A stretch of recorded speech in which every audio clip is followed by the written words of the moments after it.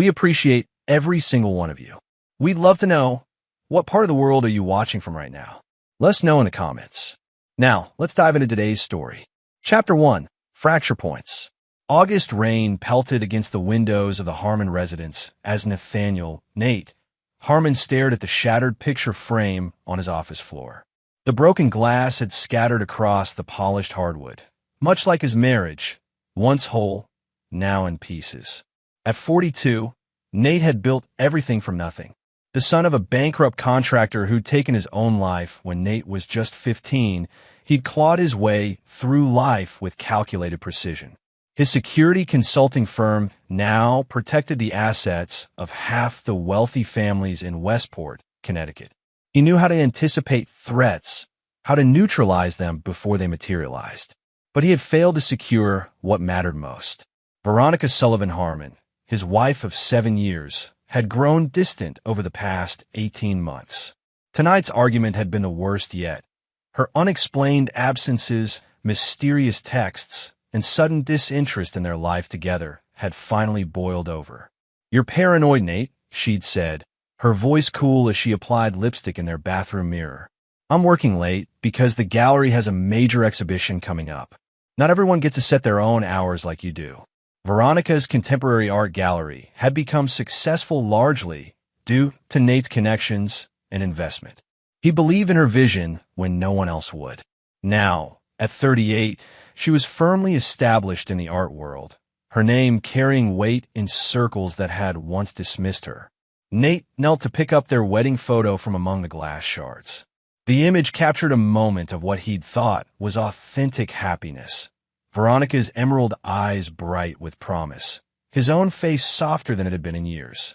His phone buzzed with a text from Lyle Winters, his oldest friend and the only person who knew the full extent of his suspicions. "Drinks at Russell's? You sound like you need it." Nate responded, agreeing to meet in an hour. As he pocketed his phone, he noticed the folded brochure on his desk, the exclusive Fiji resort he'd booked for their second honeymoon next month. An extravagant gesture to rebuild what was crumbling between them. At Russell's, the oak-paneled bar provided the perfect backdrop for confidential conversations. Lyle, a weather-beaten former Marine with shrewd eyes, listened as Nate laid out the pattern. 3 times last month her car wasn't at the gallery when she claimed to be working late, Nate said, nursing his whiskey. Her gallery director let slip that Veronica had taken personal days when she told me she was meeting clients. "Have you thought about having her followed?" Lyle asked. "I'm not there yet," Nate replied, though the thought had crossed his mind. "The honeymoon will tell me everything I need to know. 2 weeks, just us. No excuses, no distractions. And if your suspicions are confirmed?" Nate's expression hardened. "Then I'll do what I've always done. Eliminate the threat with absolute precision." Lyle recognized the look in his friend's eyes. It was the same cold resolve Nate had shown when 3 armed men had attempted to rob the charity gala they'd attended last year. While others panicked, Nate had calmly assessed and neutralized the situation before security even arrived. One robber had ended up with shattered kneecaps. Nate had claimed it was self-defense. Lyle knew better. "Just don't do anything that can't be undone," Lyle cautioned. Nate's smile didn't reach his eyes. "The only things I regret in life are my hesitations." Later that night, as Nate lay awake beside his sleeping wife, he found himself recalling their beginning. Veronica had been vibrant, ambitious, a struggling artist with dreams larger than her studio apartment. They'd met when she'd catered an event his firm was securing. He'd been captivated by her fiery independence, so different from the calculated world he inhabited. He turned to study her profile in the darkness. Who was this woman now? And more importantly, who else was she when not with him? His security firm had taught him that everyone has vulnerabilities. Everyone has secrets. The question was simply how deep one needed to dig to find them. The second honeymoon would be his excavation. One way or another, he would uncover the truth buried beneath the surface of their marriage. Chapter 2. The Empty Terminal. The departures terminal at JFK bustled with pre-holiday travelers. Nate checked his watch for the 5th time, 2:17 p.m. Their flight to Fiji was scheduled for 3:45 p.m., and Veronica was nowhere to be seen. 3 calls to her phone had gone straight to voicemail. 2 text messages remained unread. The knot in Nate's stomach tightened. He'd dropped her at her mother's house that morning, where she was supposed to be having brunch before meeting him at the airport. Patricia Sullivan had always regarded Nate with thinly veiled disapproval, despite the financial support he'd provided when her investment business collapsed. As passengers for earlier flights streamed toward their gates, Nate's phone vibrated. Patricia's name appeared on the screen, not Veronica's. Red flags immediately raised in his mind. The message was brief, devastating in its calculated cruelty. She's in Cabo with her ex-boyfriend. Don't come home. The terminal seemed to freeze around him. Noise faded to a distant hum. 7 years of marriage reduced to 13 words of text. Dominic. It had to be Veronica's college boyfriend who had supposedly remained a casual friend. The photographer who had reconnected with her through the gallery last year. Nate had seen the way Dominic looked at his wife during the gallery's spring exhibition, like a man remembering something he once possessed. A lesser man might have caused a scene, might have called Patricia screaming, or sent desperate messages to Veronica. But Nathaniel Harmon had learned long ago that emotions were weapons best wielded cold. He picked up his carry-on bag and walked calmly to the ticket counter. With practiced charm, he explained a family emergency had arisen, and he would need to cancel his trip. The airline representative, sympathetic to his composed explanation, processed the cancellation with minimal fees. While waiting, he sent a single text to Patricia. Thank you for the information. No questions, no accusations, no emotions that could be used against him later. Next, he called Florence Kennedy, his head of operations at Harmon Security. Florence, I need immediate surveillance on Veronica. Track her credit cards, phone, and social media. I want to know exactly where in Cabo she's staying, who she's with, and every move she makes. Florence, efficient as always, asked no personal questions. Understood. Timeline, yesterday if possible. His next call was to his longtime ally, attorney Theodore Bryant. Ted, I need you to clear your schedule for a meeting tomorrow morning. I'm initiating divorce proceedings. Nate, I'm sorry, Ted replied, genuine concern in his voice. But you should know, Connecticut is a no-fault state. If you're thinking about, I'm not interested in what the state defines as fault, Nate interrupted. I'm interested in what I define as justice. Tomorrow, 9 a.m. After hanging up, Nate booked a room at the Four Seasons rather than returning to their empty house. In the serene environment of a luxury hotel, he opened his laptop and began creating folders, financial records, property documentation, communication logs. Each piece of his life with Veronica would be dissected with surgical precision. Hours later, as night fell over New York, Nate stood at the hotel window overlooking the glittering city. He felt no pain, only a cold clarity. This betrayal had not broken him. It had merely confirmed what life had taught him repeatedly. Trust was a luxury he couldn't afford. His phone pinged with a preliminary report from Florence. Veronica's credit card had been used at the Esperanza Resort in Cabo, San Lucas. 2 guests. The reservation was under Dominic Walsh's name. Nate's lips curved slightly. Not even the decency to hide her tracks.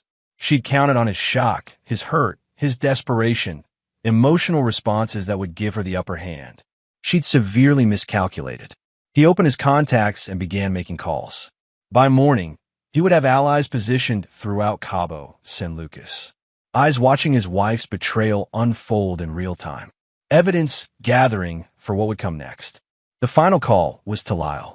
It's worse than I suspected, Nate said without preamble. Lyle's response was measured. What do you need?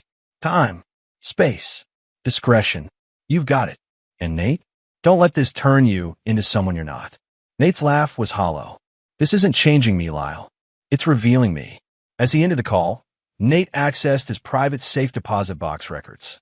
Inside box number 307 at First Maritime Bank lay insurance policies he'd taken out long ago, contingencies for catastrophic betrayal.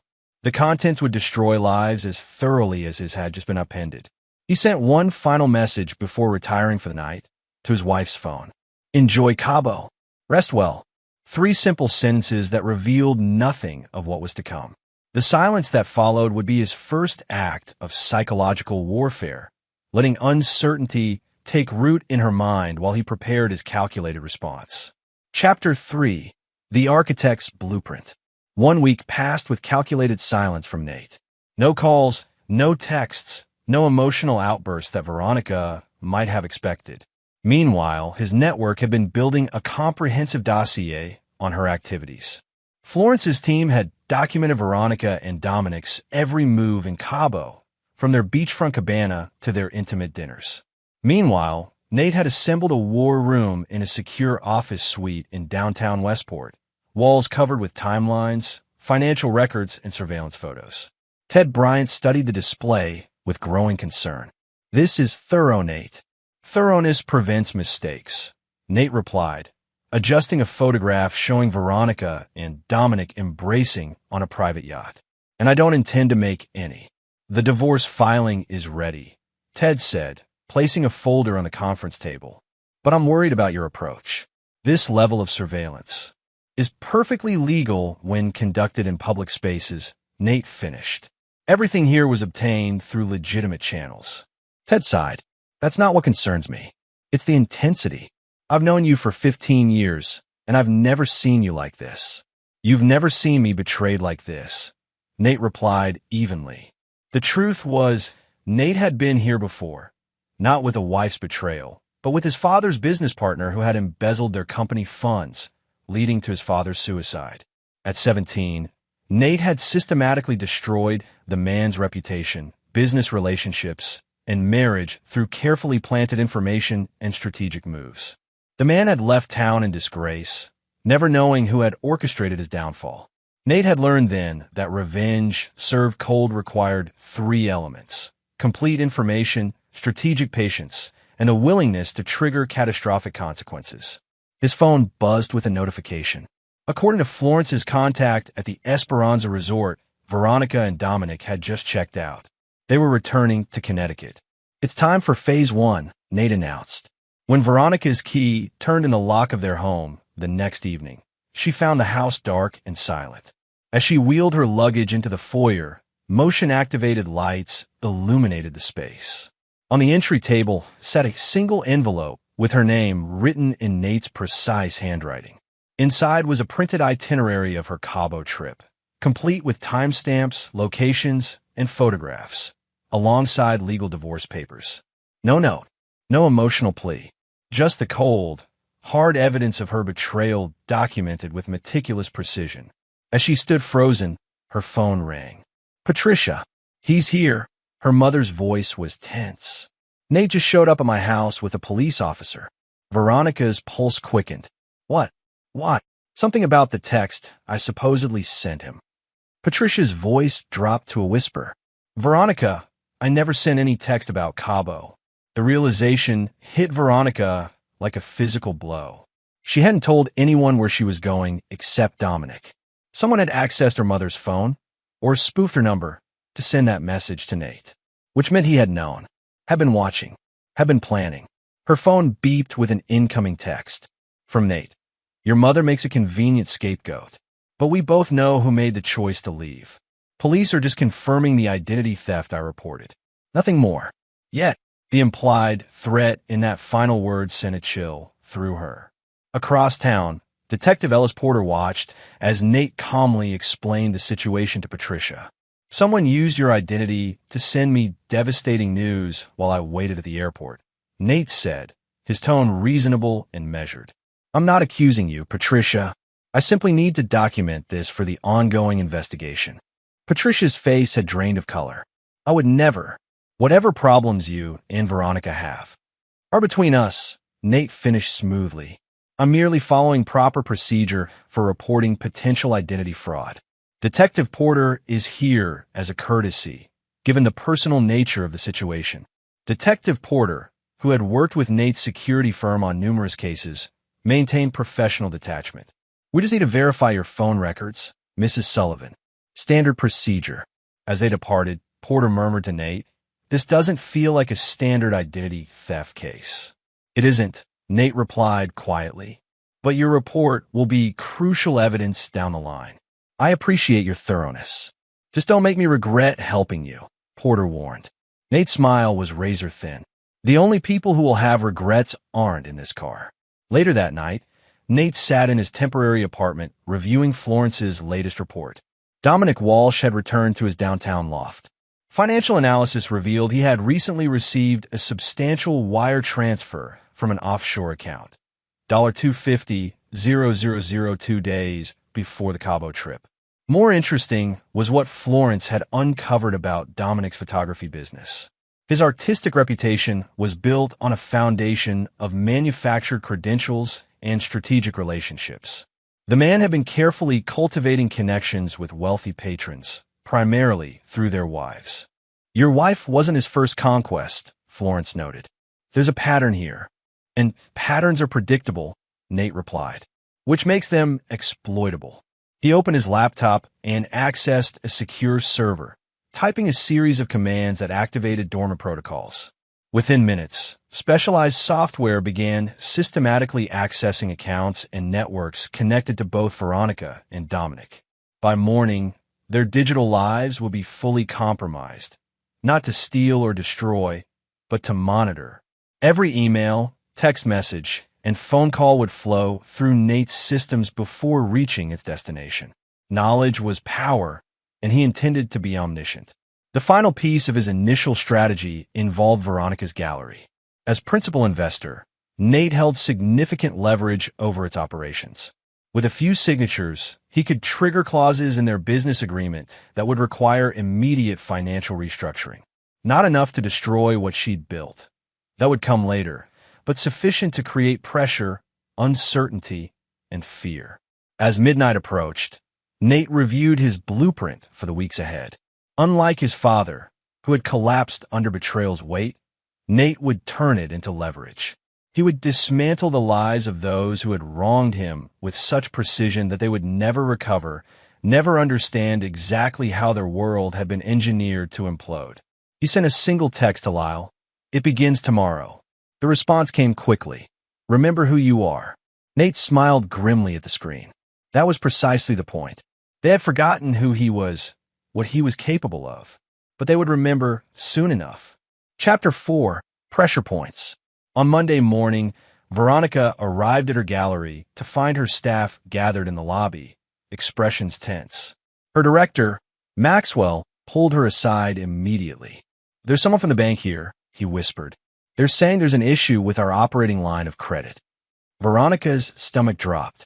The gallery operated on carefully balanced finances, with their credit line as a crucial buffer between exhibition expenses and sales revenues. In the conference room, a woman in a crisp suit introduced herself as Dana Collingwood from First Maritime Bank. "Mrs. Harmon, I regret to inform you that we're implementing a review of your gallery's credit arrangements," she stated without preamble. "During this review period, access to your business line of credit will be temporarily restricted." "That's impossible," Veronica protested. "We have major exhibition costs due this week. Artists to pay." "Understand your concern," Dana replied, sliding a document across the table. "However, the terms of your financing agreement include a provision for review upon significant changes in the business's backing structure." "What changes?" Veronica demanded. "Harmon Security Consulting has notified us of their intent to divest their interest in the gallery," Dana explained. "As they represent 60% of your business's secured backing, this constitutes a material change." Veronica felt the blood drain from her face. Nate hadn't just filed for divorce. He was systematically untangling their business ties in ways designed to create maximum pressure without explicitly destroying her gallery. "This is personal," Veronica said. "My husband is punishing me through my business." Dana's expression remained impassive.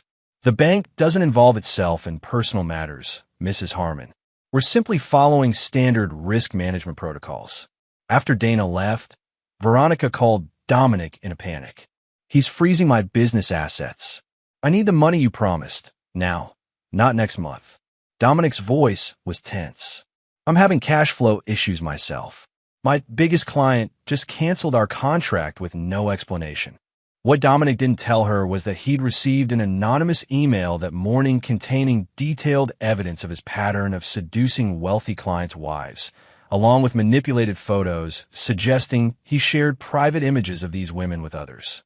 The email had been sent to his most important client, a conservative tech CEO with a jealous streak, from what appeared to be a concerned employee. Across town, Nate sat with Theodore Bryant, reviewing the preliminary legal strategy. The bank restriction is temporary, Nate explained, just enough to create financial strain without pushing her into bankruptcy. I don't want her desperate yet, just uncomfortable. Ted frowned. In Dominic's client situation, an unfortunate coincidence, Nate replied with a thin smile. Though I hear the art world can be fickle. Nate, this coordinated pressure, it's bordering on harassment. It's business, Nate corrected. I'm simply protecting my investments and reconsidering my philanthropic priorities. His phone buzzed with a message from Florence P. Sullivan attempting to liquidate retirement accounts. Intervention needed? Nate typed back. Monitor only. Let her access funds.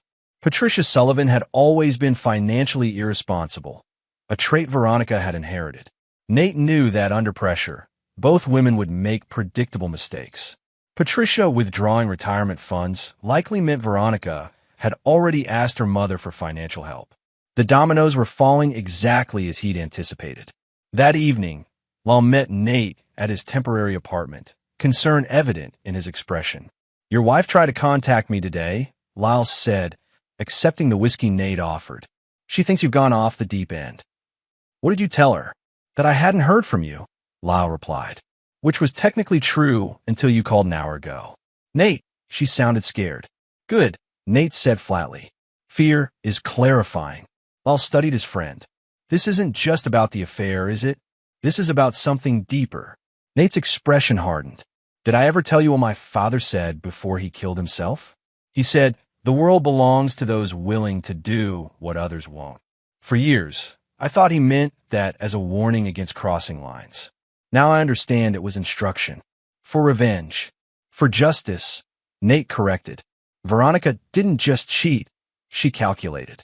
That money transfer to Dominic? It came from our joint investment account. She funded her affair with my money. Lyle's eyes widened. That changes things. It's not about the money, Nate continued. It's the deliberate betrayal, the planning, the cold-blooded choice to deceive me while benefiting from everything I built. What's your endgame here? Financial ruin isn't enough. Nate smiled thinly. Ruin is just the beginning. I want them to experience what I did, standing in that airport terminal, realizing that everything they believed was a lie. But unlike me, they'll never recover from it. Later that night, as Nate reviewed the day's intelligence reports, a new piece of information caught his attention. According to Florence's sources, Dominic had made 3 calls to a private investigator after losing his client. He was trying to discover who was behind his sudden professional troubles. Nate made a note to have Florence plant false evidence leading Dominic toward one of his professional rivals. Misdirection was a crucial element of his strategy. Keep them looking in the wrong directions while the real trap was being set. Meanwhile, across town, Veronica sat in her darkened gallery, papers spread across her desk. The exhibition costs due this week totaled $175,000. Her personal accounts contained less than a third of that. Her mother had contributed another $50,000 from her retirement fund, but they were still short. Her phone lit up with a text from an unknown number. Financial troubles? Perhaps we should discuss your gallery's future. Kingston Thomas, Thomas Capital Partners. Veronica stared at the message with a mixture of suspicion and hope. Kingston Thomas was a notorious art world investor known for swooping in on vulnerable galleries. His terms were always predatory, but his cash was always green. What she didn't know was that Kingston Thomas had recently done business with Harmon Security Consulting, and that Nate had placed a very specific call earlier that day. The next piece of his plan was moving into position. Chapter 5. False Refuges. Kingston Thomas's office occupied the top floor of a sleek downtown building, its walls adorned with blue-chip artwork that conveyed both wealth and calculated taste. At 65, Thomas had the silver-haired gravitas of old money, though rumors persisted that his fortune had less reputable origins. "Mrs. Harmon," he greeted Veronica warmly. "Or is it Miss Sullivan again now?" Veronica stiffened. "My marital status isn't relevant to our discussion." "On the contrary," Thomas countered, gesturing her to a seat. "It's entirely relevant. Your gallery's current difficulties stem directly from your changing relationship with your primary investor." "My gallery stands on its own merits," Veronica insisted. "Indeed it does," Thomas agreed smoothly, "which is why I'm prepared to offer you a financing solution." He slid a folder across his desk. Inside was a term sheet offering a $500,000 investment in exchange for a controlling interest in the gallery. "This is robbery," Veronica said, closing the folder. "You're asking for 70% ownership for this amount." Thomas's smile never wavered. "I'm offering a lifeline when you're drowning, Miss Sullivan. Your exhibition costs are due in 3 days. Your artists will need to be paid. Your reputation is at stake." Veronica felt trapped. The terms were predatory, but her options were disappearing hourly. What Thomas didn't disclose was that his investment included a provision transferring the gallery's most valuable relationships to his existing art ventures if specific performance metrics weren't met, metrics designed to be unattainable. "I need time to consider this," she said finally. "Of course," Thomas replied. "You have until tomorrow at noon. After that, I have another investment opportunity requiring my attention." As Veronica left Thomas's office, her phone buzzed with a text from Dominic. "We need to talk." "Something's wrong." Across town, Dominic paced his loft, anxiety evident in every movement. His professional life was unraveling with alarming speed. Following the loss of his biggest client, 3 more had canceled contracts citing concerns about professional conduct. His gallery representation had placed his upcoming exhibition under review. More disturbing were the anonymous emails he'd received containing fragments of private conversations he'd had with Veronica, discussions that had occurred in his supposedly secure loft. When Veronica arrived, he immediately launched into his concerns. "Someone's targeting me," he said, voice tight with paranoia. "Clients canceling, reputation being questioned, possible surveillance. This isn't coincidence." "Nate," Veronica said quietly. "It has to be." "How?" Dominic demanded. How could he possibly have this kind of influence? What neither of them realized was that Nate had methodically cultivated relationships throughout their professional spheres for years. His security firm provided services to galleries, tech companies, financial institutions, creating a network of favors he could call in when needed. "He has resources we don't," Veronica admitted. "But he can't sustain this forever. We just need to weather it." Dominic poured himself a drink, hands visibly shaking. "I'm not just losing clients, Veronica. I'm being systematically destroyed. And now I think my loft is bugged." Veronica's eyes widened. "That's impossible. That's illegal. Is it impossible for someone who specializes in security systems?" Dominic countered. What they didn't know was that there were no physical bugs in Dominic's apartment. Instead, Nate had exploited a vulnerability in Dominic's smart home system, a system installed by a contractor who occasionally worked with Harmon Security. Every conversation was being captured through Dominic's own devices. "We need to be smart," Veronica insisted. "Kingston Thomas has offered funding for the gallery. It's not ideal, but it would give us breathing room." Dominic's expression darkened. "Thomas?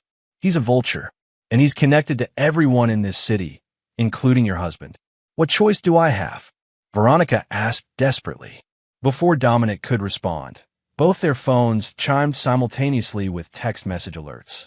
Identical messages from different unknown numbers. Betrayal has consequences. This is just the beginning. They stared at each other, genuine fear reflected in both their expressions. Meanwhile, Nate sat in Florence's operations center, watching their reactions via Dominic's compromised security cameras. Florence stood beside him, expression troubled. "The psychological pressure is working," she observed. "But, Nate, this is bordering on harassment." "It's justice," he corrected. "And we've broken no laws. Every system we've accessed had security vulnerabilities that my company had legitimate reasons to test." Florence hesitated. "The text messages were sent through untraceable channels using prepaid devices," Nate finished. Impossible to connect to us. On screen, Veronica was now frantically calling her mother, while Dominic searched his apartment for listening devices he would never find. What's next? Florence asked. They'll make predictable moves under pressure, Nate explained. Veronica will take Thomas's predatory deal out of desperation. Dominic will attempt to salvage his reputation by distancing himself from the situation and from her. You sound very certain. Nate's smile was cold. People are predictable when they're afraid, and I've studied these particular people very carefully. The next morning, as predicted, Veronica signed Kingston Thomas's investment agreement. By afternoon, Dominic had suggested they take a break until their respective situations stabilized.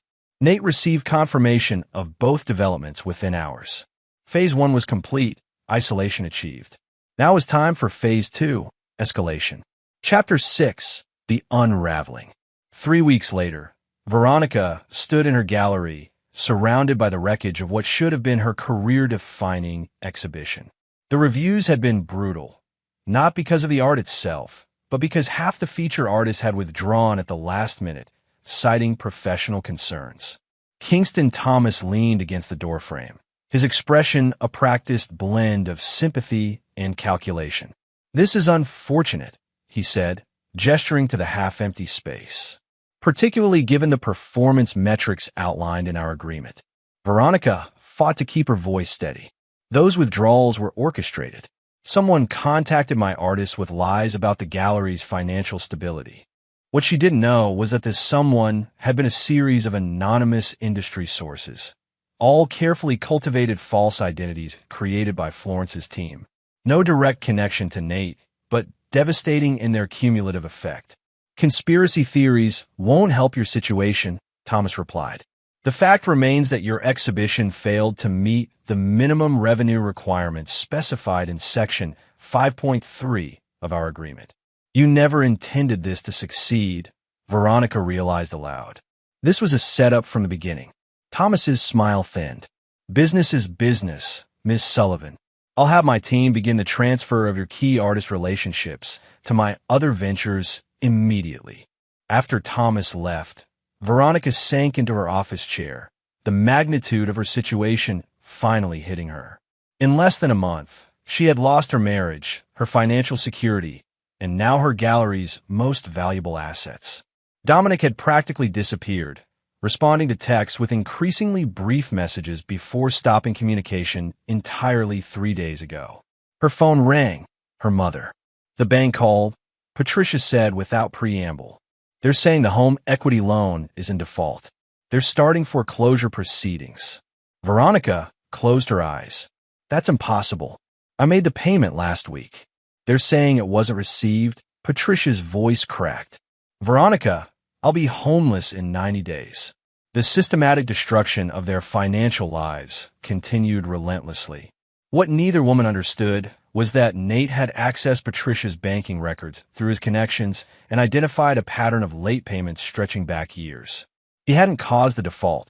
He had simply ensured that the bank wouldn't offer their usual courtesy extensions this time. Across town, Dominic sat in a small cafe, opposite a man who had introduced himself as a journalist researching art world scandals. I understand your reluctance, the man said smoothly, but this story is going to break with or without your input. Wouldn't you rather control the narrative? What exactly is the story? Dominic asked warily. The journalist, actually an actor hired by Florence, slid a folder across the table. Inside were printouts of emails, text messages, and photos documenting Dominic's pattern of relationships with wealthy married women, alongside financial records suggesting these relationships coincided with unusual payments to his business. The working title is The Photographer's Lens, Art, Affairs, and Financial Exploitation, the man explained. We have sources alleging you targeted wealthy women, including Veronica Sullivan Harmon, for both personal and financial gain. Dominic's face drained of color. These are private communications. How did you get them? The man shrugged. Sources close to multiple affected parties. The question is, what's your side of the story? What Dominic didn't know was that the journalist had no intention of publishing anything. The meeting had one purpose: to pressure Dominic into making a desperate move that would further Nate's plan. By evening, Dominic had done exactly what Nate predicted. He called Veronica in a panic, demanding to know if she had shared their private communications with anyone. "Are you serious?" Veronica responded incredulously. "My life is imploding, and you're accusing me of leaking our messages?" "Someone is preparing a hit piece about me," Dominic hissed. "It includes details only you would know. Or maybe your pattern of seducing wealthy women finally caught up with you." Veronica shot back, anger overriding caution. There was a long pause before Dominic responded, his voice cold. "You know what? Maybe your husband is right about you. Maybe you deserve what's happening." He hung up before she could respond, leaving Veronica staring at her phone in shock. Their relationship, already strained, had now fractured completely, exactly as Nate had engineered. At his operations center, Nate reviewed the day's developments with Florence and Lyle. "They're turning on each other," Florence noted, sliding reports across the table. "Dominic has booked a flight to Los Angeles for next week. Appears to be a one-way ticket. Running," Nate observed with satisfaction. "But he won't get far enough." Lyle studied his friend with growing concern. "This level of manipulation." "Nate, you've made your point. They're suffering. Maybe it's time to..." "To what?" Nate interrupted sharply. "To show mercy? Did they show mercy when they planned their little getaway with my money? Did Patricia show mercy with that text at the airport?" "This isn't just about them anymore," Lyle argued. "I'm worried about you. This obsession is nearly complete," Nate finished. "The final phase begins tomorrow." After Lyle left, Florence lingered, her expression troubled. The detective called again. "He's asking questions about our involvement in Dominic Walsh's situation." Nate nodded, unconcerned. "Porter is thorough, but he has nothing concrete. Every move we've made has plausible deniability built in. And the offshore accounts? The false identities?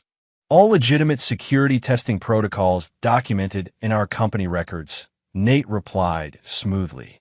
"We've broken no laws, Florence." "That doesn't make it right," she said quietly. Nate's expression hardened. Right and wrong aren't binary states. They're determined by who writes the history. Later that night, alone in his temporary apartment, Nate reviewed the final elements of his plan. The psychological pressure had achieved its purpose, isolating Veronica and Dominic, turning them against each other, creating financial desperation. Now it was time for the trap to close completely. He opened his laptop and initiated the final sequence, a series of commands that would activate the most devastating elements of his revenge. By morning, the carefully constructed facades of Veronica's and Dominic's lives would begin their final collapse. His phone buzzed with a text from Theodore Bryant. "Documents ready for your signature. Last chance to reconsider terms." Nate responded simply, "No changes. Proceed as planned." The attorney had prepared divorce terms that would leave Veronica with nothing beyond personal possessions. The prenuptial agreement they'd signed gave Nate considerable leverage, but his current demands exceeded even those provisions. Ted had warned that a judge might view the terms as punitive, but Nate wasn't concerned. By the time the divorce reached a judge, Veronica would be in no position to contest anything. As midnight approached, Nate stood at his window overlooking the city lights. Tomorrow would bring the culmination of weeks of careful planning, the spring of a trap designed to irreparably destroy those who had betrayed him. He felt no satisfaction, no anticipation, only the cold certainty of inevitability. They had made their choices. Now they would face the consequences. Chapter 7. The Trap Closes. The gallery was eerily quiet as Veronica arrived early Monday morning. The weekend had brought no respite from her cascading problems. Her mother facing foreclosure, her professional reputation in tatters, and now Kingston Thomas demanding an emergency board meeting to discuss ongoing viability concerns. As she unlocked her office, she noticed an unmarked envelope on her desk. Inside was a single sheet of paper containing account numbers, transaction dates, and amounts, documenting a pattern of funds moving from her gallery's accounts to an offshore entity over the past year. Transactions she had never authorized. Her blood ran cold as she recognized what she was looking at, evidence of embezzlement that implicated her directly. The amounts coincided with gallery cash flow, the timing aligned with her accounting software access logs, and most damning of all, several transfers had occurred while she was in Cabo with Dominic. A note at the bottom read, "The authorities receive these records at noon unless you are at the Harborview Hotel, room 712, at 11 a.m. Come alone." Across town, Dominic received a similar envelope. This contained photographs, clearly taken with a telephoto lens, showing him meeting with several of his wealthy female clients in intimate settings. Alongside these were bank records showing payments to his business following each encounter.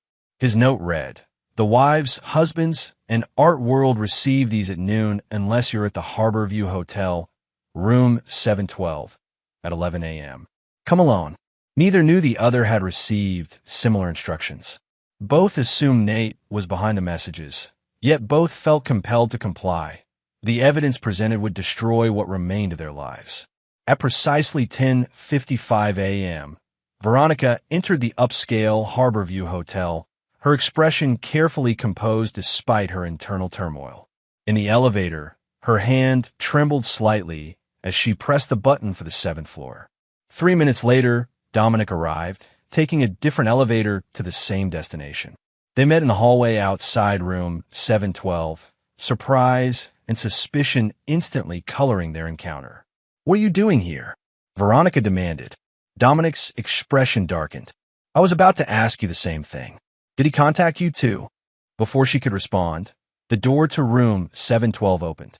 Inside stood not Nate, but Theodore Bryant, Nate's attorney. "Please come in," Ted said formally. "Mr. Harmon has authorized me to discuss terms with both of you." The hotel suite had been transformed into a makeshift conference room. Documents were arranged neatly on the table, alongside folders marked with their names. A laptop was open, connected to a projector displaying a digital countdown clock showing 45 minutes remaining. "Where's Nate?" Veronica asked, tension evident in her voice. "Mr. Harmon prefers not to be present for this discussion," Ted replied evenly. "He has provided comprehensive documentation and instructions regarding your situations." He gestured to the chairs. "Please sit. We have limited time before certain automated processes execute." Dominic remained standing.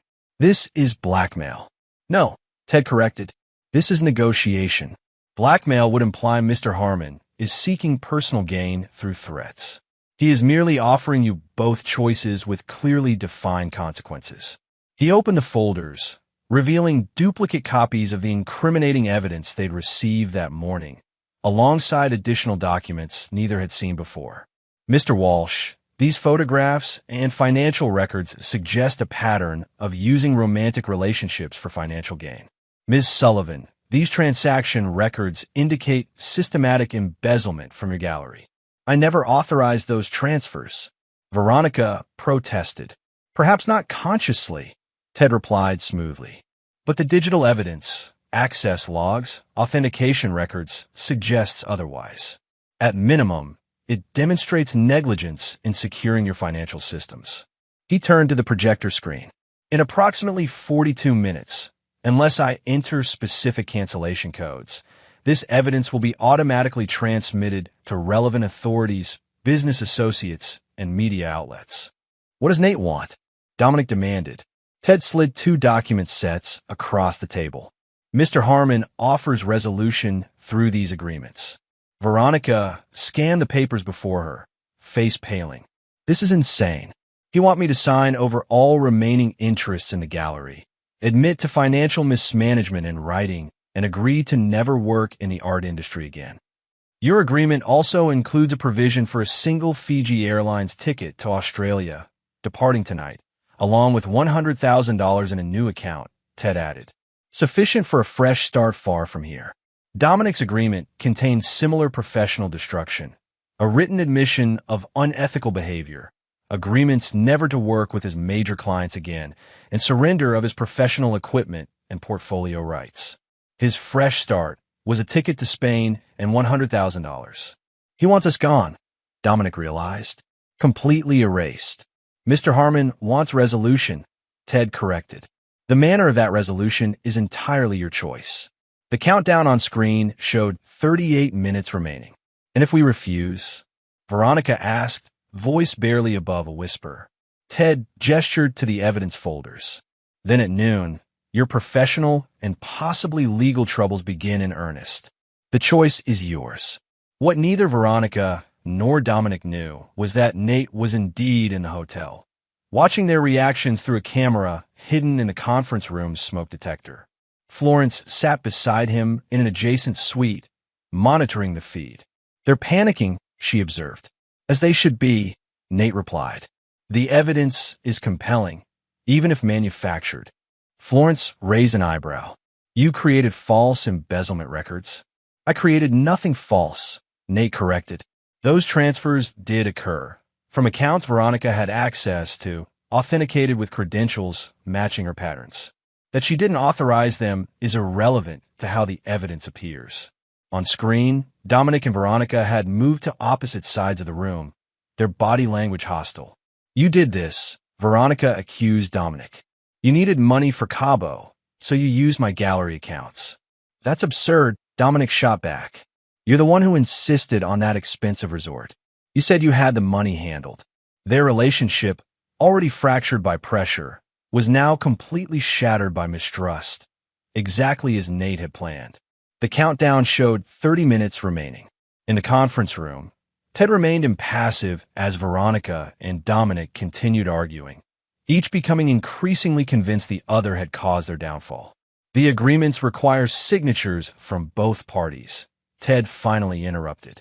Mr. Harmon anticipated you might blame each other, but the outcome remains the same. Sign or face the consequences. 28 minutes remaining. Dominic was the first to break. This is insane, but I can't risk my entire career on principle. He grabbed a pen and began initialing pages. Veronica watched in disbelief. You're giving in? Just like that. Wake up, Veronica, Dominic snapped. Your husband has outplayed us at every turn. I'm cutting my losses.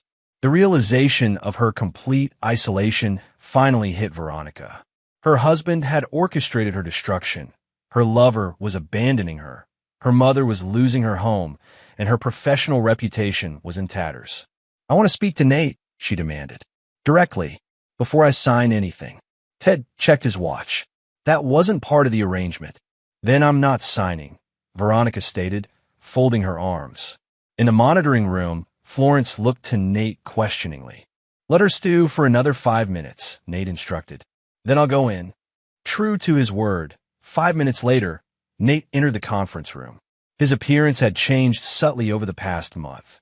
His face leaner, his eyes colder, his entire bearing more predatory. Veronica gasped slightly at the transformation. This was not the man she had married. This was something else entirely. You requested a conversation, Nate said, his voice devoid of emotion. You have 10 minutes before the deadline remains in effect. Dominic, who had finished signing his documents, stood to leave. I'll wait outside. No, Nate commanded. Stay. You're part of this conversation. The authority in his voice froze Dominic in place. Veronica searched Nate's face for any sign of the man she had known. Why this elaborate scheme? Why not just divorce me and move on? Because consequences should match actions, Nate replied evenly. You didn't simply have an affair. You calculated. You used my money to finance your betrayal. You left me standing in an airport terminal with nothing but a cruel text. Actions that deliberate deserve responses equally measured. So this is about revenge, Dominic interjected. Nate's smile was chilling. This is about justice. Revenge would have been simpler, perhaps violent. Justice requires changing the fundamental circumstances of your lives, as you changed mine. The countdown showed 15 minutes remaining. The choice remains yours, Nate continued. Sign and disappear to your respective destinations with enough money to start over. Or don't sign and face the evidence I compiled. Evidence you manufactured, Veronica accused. Evidence that would convince any reasonable observer, Nate corrected. The distinction won't matter once it's released. Dominic edged toward the door. I've signed. Are we done? Nate's gaze remained fixed on Veronica. That depends on Ms. Sullivan. The use of her maiden name, the formal erasure of their marriage, wasn't lost on Veronica. In Nate's mind, she had already ceased to be his wife. With trembling hands, she picked up the pen. You've won, Nate. I hope it brings you peace. Peace was never the objective, Nate replied coldly. Justice was. As she signed the final document, the countdown on screen stopped at 7 minutes remaining. Ted collected the papers, verifying each signature methodically. The tickets and new account information are in these envelopes, Ted explained, sliding sealed documents across the table. Ms. Sullivan, your flight departs at 10 p.m. Mr. Walsh, yours at 11:30 p.m. Different airports, as specified by Mr. Harmon. And if we don't take these flights, Dominic challenged, then the evidence release is merely delayed by 24 hours, Nate replied, and international extradition becomes a concern. He turned to leave, then paused at the door. One final detail. Should either of you attempt to contact the other again or return to this country within 5 years, the evidence releases automatically. My systems are monitoring your communications and movements indefinitely. The casual mention of such comprehensive surveillance sent a chill through both Veronica and Dominic.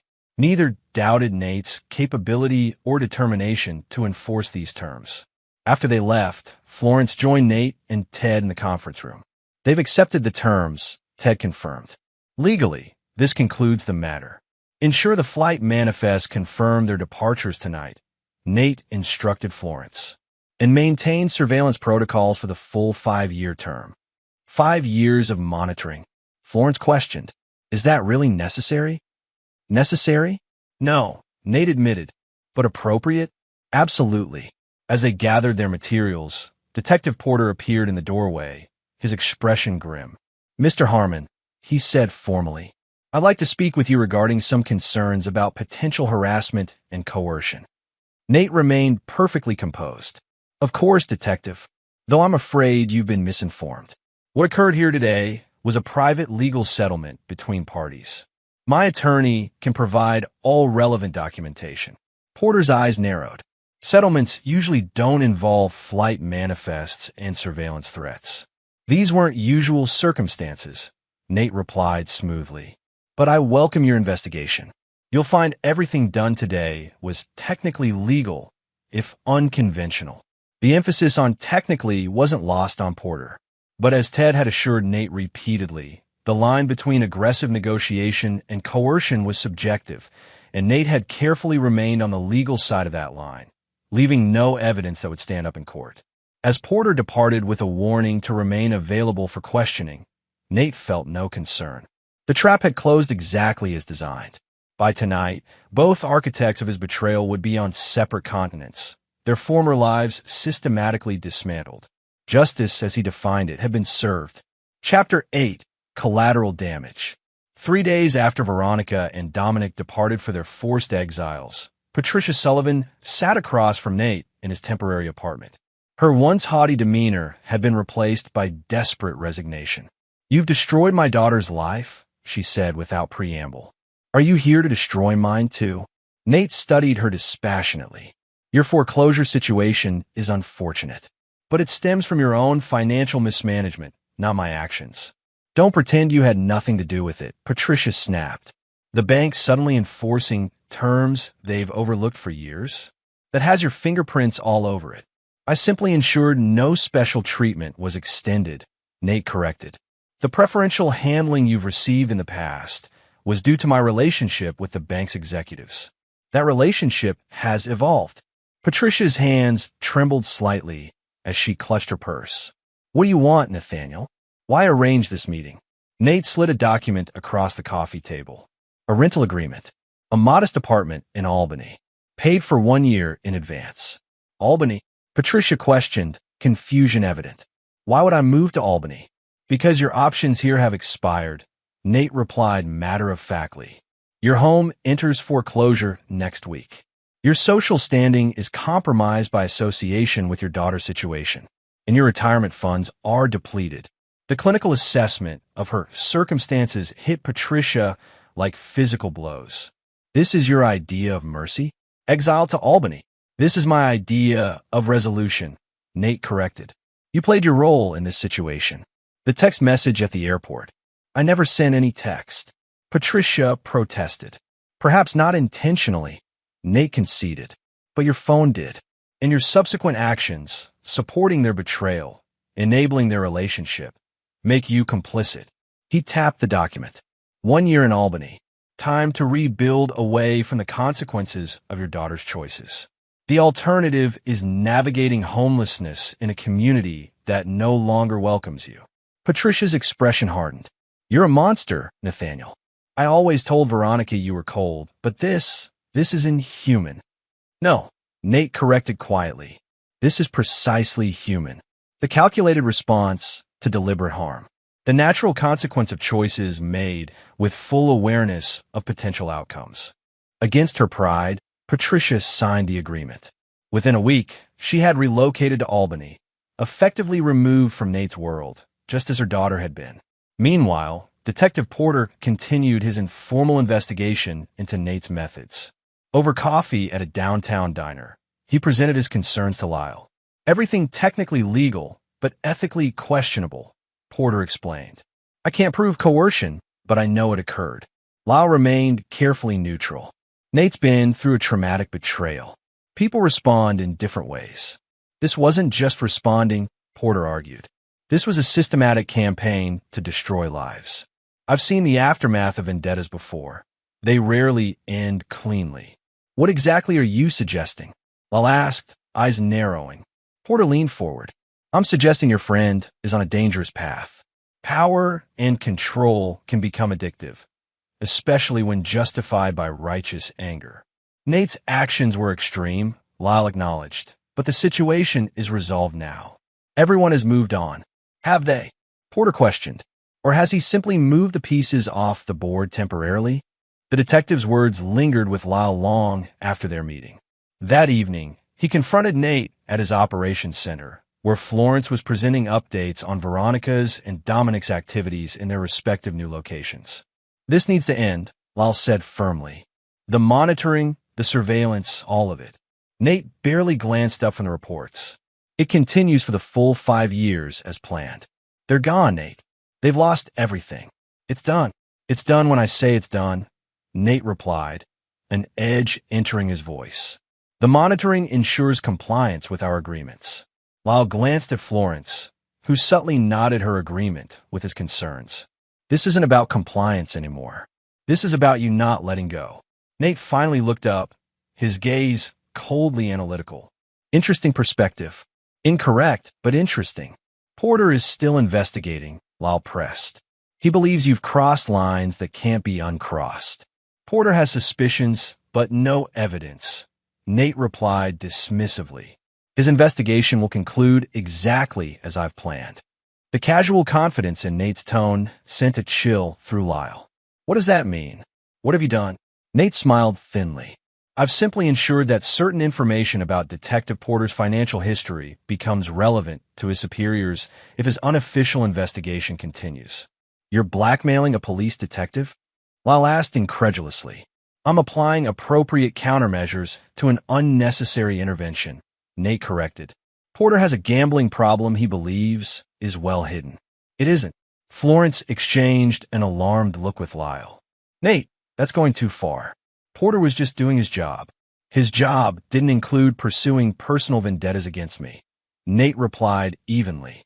Actions have consequences. Porter should understand that better than most. Lyle took a step back, physically distancing himself from his friend. Listen to yourself. This isn't justice anymore. This is power for its own sake. For a moment, something flickered across Nate's expression, a brief recognition, perhaps, of how far he had traveled from the man he once was. But it vanished quickly, replaced by resolute determination. You're welcome to remove yourself from the situation if your conscience requires it, Nate told Lyle coldly. But this continues as planned. Then I'm out, Lyle stated firmly. And I think Florence should be too. Florence hesitated, torn between loyalty to her employer and growing ethical concerns. Nate, maybe we should consider. Consider what? Nate interrupted sharply. showing mercy to those who showed none, trusting people who have proven themselves untrustworthy. He gathered the reports, his movements precise and controlled. I expected more loyalty from both of you, but I've prepared for this contingency as well. What contingency? Law demanded. The possibility that my closest allies might develop inconvenient moral qualms. Nate replied matter-of-factly. Florence, your resignation letter is already drafted. You'll find it includes a comprehensive NDA regarding all operations you've witnessed. Florence paled. You prepared for me to quit before I even considered it. I prepare for all possible outcomes, Nate confirmed. It's what makes me effective. The calculated coldness of his response confirmed Lyle's worst fears. His friend had transformed into something unrecognizable, a man who viewed even his closest relationships as tactical elements to be controlled. As Lyle and Florence departed, both having chosen to step away from Nate's orbit, they left behind a man who had achieved his vengeance, but lost himself in the process.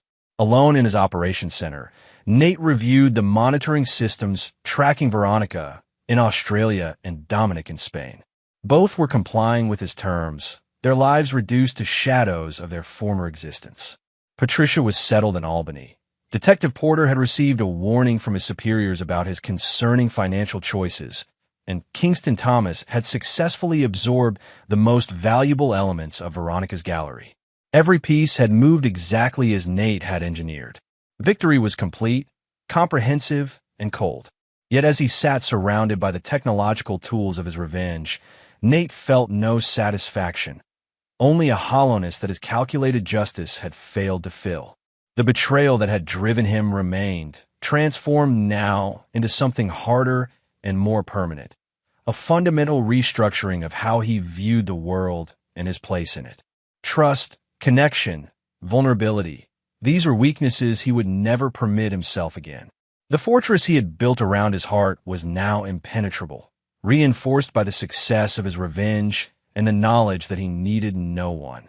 In the silent operations room, illuminated only by monitoring screens tracking the scattered pieces of his former life, Nathaniel Harmon embraced the solitude of victory and the cold comfort of power perfectly applied. Chapter 9. The Empty Fortress.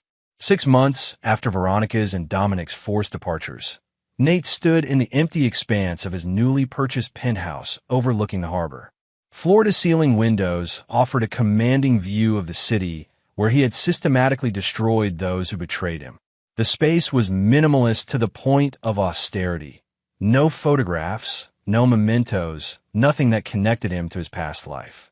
Even the furniture was selected for function rather than comfort, creating an environment that reflected the man he had become: efficient, uncompromising, detached.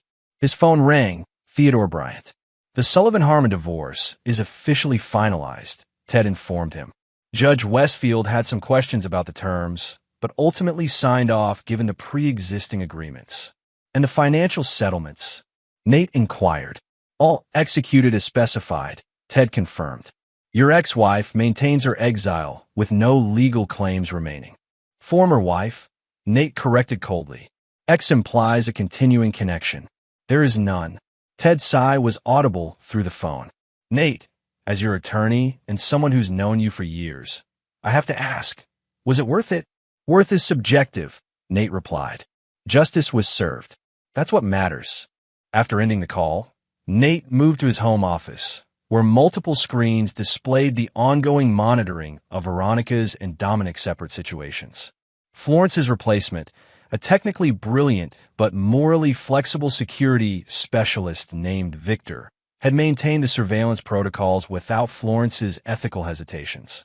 The data showed Veronica working at a small gallery in Melbourne, living in a modest apartment, her social media presence non-existent.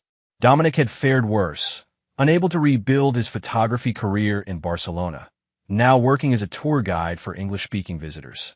Their destruction was comprehensive, their isolation complete. Just as Nate had designed, a notification appeared on one screen, an alert from the system monitoring Patricia Sullivan's activities in Albany. She had attempted to contact Veronica through an encrypted email service, violating the terms of her arrangement with Nate. With mechanical precision, Nate activated the appropriate countermeasure, a pre-written notification to Patricia's landlord terminating her lease, effective immediately. No second chances, no warnings. Simply the promised consequence of attempting to breach the isolation he had engineered. The clinical efficiency with which he executed this punishment revealed how thoroughly Nate had embraced his new identity, that of an impartial arbiter of justice, unmoved by emotional considerations, dedicated solely to enforcing the terms he had established. Later that evening, as Nate prepared for a business dinner with potential clients, his doorbell rang unexpectedly. Security protocols should have prevented unannounced visitors from reaching his penthouse. Through the security camera, he saw Lyle waiting in the hallway. After a moment's hesitation, Nate remotely unlocked the door. "Your security team needs better training," Nate observed as Lyle entered. "Unscheduled visitors shouldn't reach this floor." "I still know all your protocols," Lyle replied, glancing around the sterile environment. "Jesus, Nate. It looks like no one actually lives here." "What do you want, Lyle?" Nate asked, not offering a drink or seat. Lyle met his former friend's gaze directly. "Detective Porter killed himself last week." The statement hung in the air between them, heavy with unspoken accusation. "I'm aware," Nate replied evenly. "His gambling debts became public. An unfortunate situation." "Became public because you made them public," Lyle countered, after he refused to stop looking into your methods. Nate's expression remained impassive. "I revealed nothing that wasn't true. His choices led to his consequences, just as Veronica's led to hers." "Do you hear yourself?" Lyle demanded. "A man is dead, Nate. A good cop with a family. A man who was just trying to do what he thought was right. Collateral damage occurs in any conflict," Nate replied with unsettling detachment. "Porter chose to involve himself in matters that didn't concern him." Lyle stared at his former friend, searching for any sign of the man he had once known. "What happened to you? This isn't justice anymore. It's cruelty for its own sake." "Your moral assessments are irrelevant," Nate stated coldly. "The matter is resolved." "Nothing's resolved," Lyle shot back.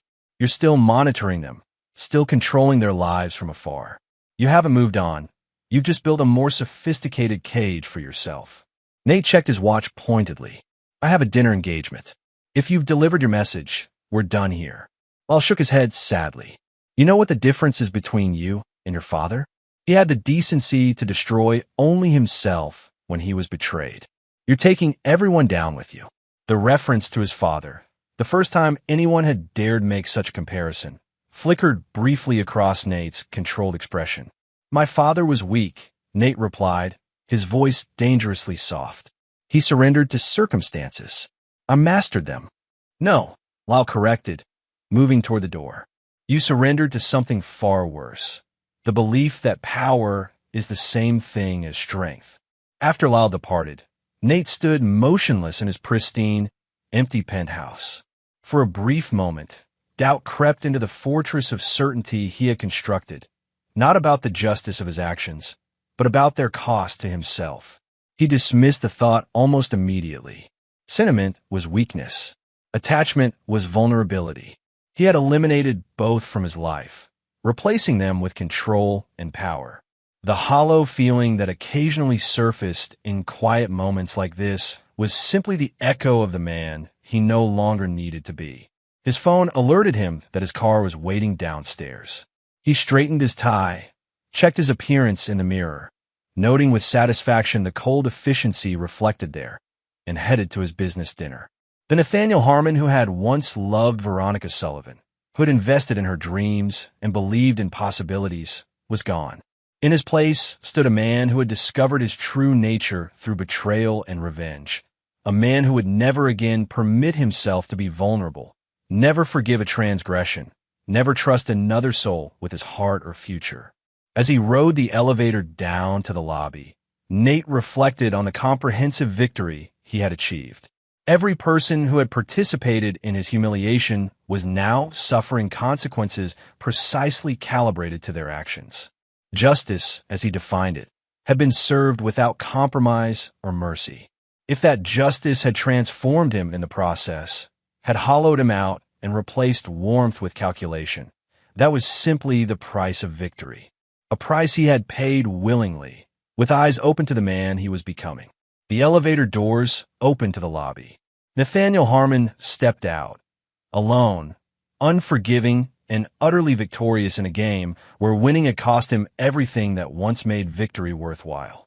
He had become the architect of a perfect revenge that left him the sole inhabitant of an impenetrable fortress, secure in his power and utterly isolated within it. And he convinced himself that was exactly what he had wanted all along. And there you have it. Another story comes to an end. What did you think? I'd love to hear your thoughts in the comments below. If you enjoy this story, consider joining our community by subscribing. It means the world to us. For more stories like this one, check out the recommended videos on screen. And I'll see you there.